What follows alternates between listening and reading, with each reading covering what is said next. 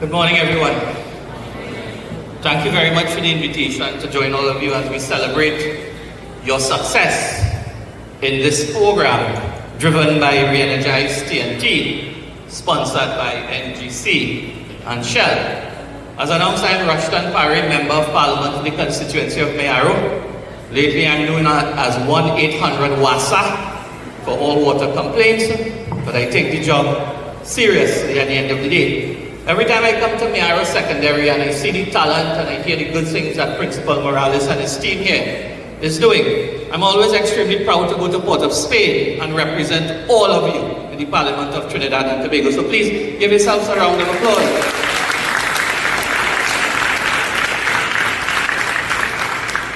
Let me acknowledge first my parliamentary colleague, Mr. Ryan Stewart, Principal Morales, my schoolmate, and his wonderful faculty of teachers here at Mayaro Secondary. Our sponsors here today, Mr. Miles and Ms. Patel from our two energy companies, members of the Ministry of Education, not forgetting our featured guest speaker today, Ms. Tricia Gangs. I know a lot of things have been said by those who spoke before me, but I feel it's important that I add my voice to the importance of what we are doing here today. And I'm grateful that I am speaking after Miles, because Miles touched on a few items that I do feel is critical in terms of the why we are all here today. The United Nations, a couple of years ago, put forward a schedule called the 17 Sustainable Development Goals, of which we all signed on to, all the countries associated with the United Nations. And we reconfirmed that assignment at the Paris Accord. Trinidad and Tobago is a member of that Paris Accord. And we have an obligation by 2030 to have a 15% reduction in our carbon footprint. So I want to give you a bit of data spinning off on what Miles said earlier on. Trinidad and Tobago is the 7th largest contributor per capita in terms of our carbon output in the world. That's not a good figure to be at. We are producing 40 million tons of carbon dioxide in Trinidad and Tobago, a twin island state with 1.3 million persons. The average global citizen output for carbon is 4 million tons a year. For we Trinidadians, we special. We're producing 23.4 million tons of carbon per year, every one of us. Now we're not the villains here, and there's no villain in this. We have a robust petrochemical sector which provides 80% of that 40 million tons of carbon. There is another program that the state is addressing to deal with that, something called carbon capture and carbon sequestration, that will deal with our industry. And I trust that the industry itself is working towards that goal in terms of preparing their systems to deal with carbon capture. Now outside of that, solar and renewable energy forms part of the Sustainable Development Goal number 7, which deals specifically with clean and renewable energy. While solar is not the only form of renewable energy that we have, yesterday, Minister Maurice Julian and I spent half day at the hydrogen conference looking at hydrogen as a fuel of the future. So there are a number of items in terms of renewable. So when we speak of renewable, we're here to celebrate the solar as renewable energy in terms of what we're putting in your library today. But it's renewable energy on a whole. And as we go forward, there are 3 things I want you to remember as to why we are doing what we are doing here today. 1, it is to reduce our carbon footprint, to which I now refer to in terms of the numbers, the scary numbers we're dealing with.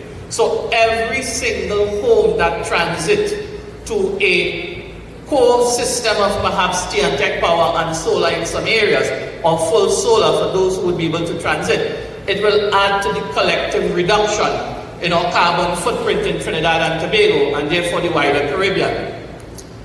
The second area is about energy security. We in Trinidad and Tobago over the last 50 years, we have been up and down in our economic survival based on energy prices, based on fuel consumption worldwide. And the faster we transit to renewable energy, it means we will have consistent growth and we will continue to enjoy a good standard of living without the ups and downs that we currently face in terms of energy. So by moving to renewable energy over time, we also stabilize our economic condition and we stabilize the quality of life for all our citizens going forward. And that is why we are asking you to be the champions of that. And lastly, we have to deal with the elephant in the room, climate change. I don't think anybody in this country has felt the effect of climate change more than us here in Mayaro. We have been dealing with flooding for years in Mafeking. We have been cut off from the rest of Trinidad and Tobago annually and sometimes twice and 3 times for the year. Massive flooding. We have massive coastal erosion in the Guayare Bay. We have massive coastal erosion in the Manzanilla stretch. You see what happened at the Manzanilla Road during the December last year, November last year with the rains. We have to deal with the issue of climate change, but we have to deal with it with renewable energy, with our transition towards that. By 2050, if we don't, as a global community, drop the temperature by 1.5 degrees, we will see a rise in sea level by 1 meter. Now think about this.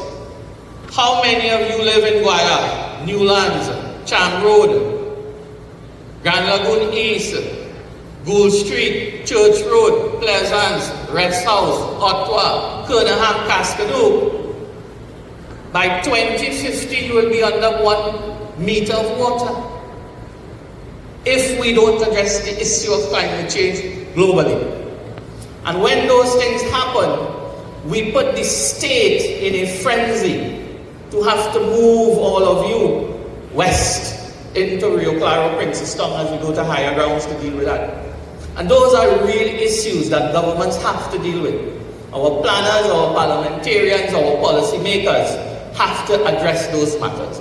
So I want you to remember that. And those numbers that I gave you, and the fact that Mayaro Recreation Ground will be under 1 meter of water by 2050.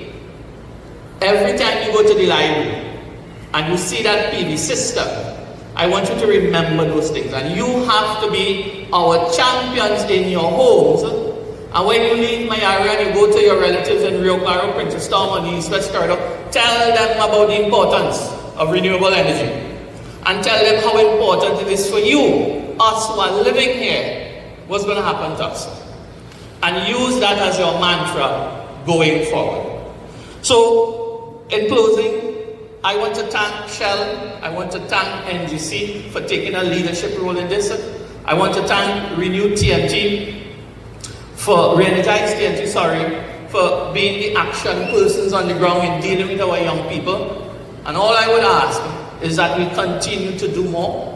I'll ask our corporate partners here in the Mayaro community that look at your CSR programs, look at opportunities to work with our low-income, disenfranchised families.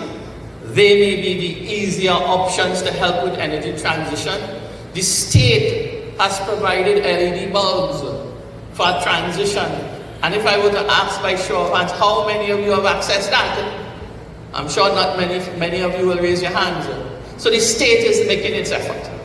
So we're going to ask corporate TNT to continue supporting the state, continue supporting our communities as we drive for a better future for all of us. It's not only for you alone, it's for all of us at the end of the day. So commendations to the entire team. Congratulations for the great work. You've completed well to be able to win and be here to get your certificates and your awards. So again, Mr. Principal, thank you very much for the opportunity to share a few words very quickly. I know I promised 5 minutes, but it's always a danger to put us behind a mic. And thank you for the opportunity to speak to our wonderful children here today. Thank you very much, ladies and gentlemen.